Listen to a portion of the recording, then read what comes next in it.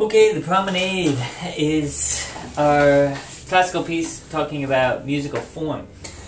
In classical music, they use musical form a lot to kind of like structure your piece, basically.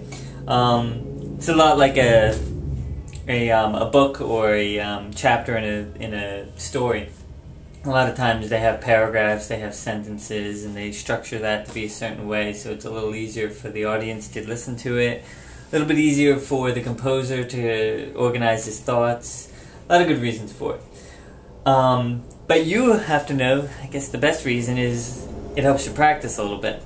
You may not want to practice a whole chapter or a whole piece of music that's 5-6 pages long.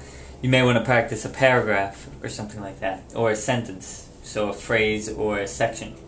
So this musical form, like we have A and B sections, those are kind of like your paragraphs. We have phrases within those paragraphs or sentences within those paragraphs, and that's going to help you, I guess, kind of understand what they're saying there, and then kind of the bigger overall picture.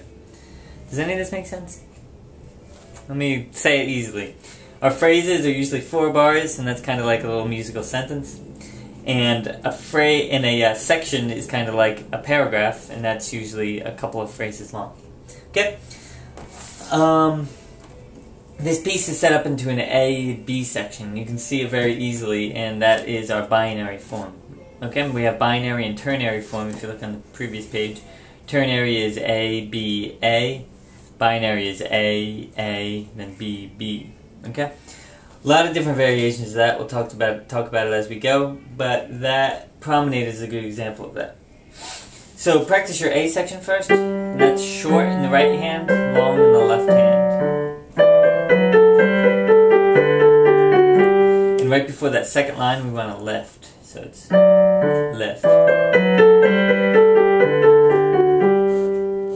Okay.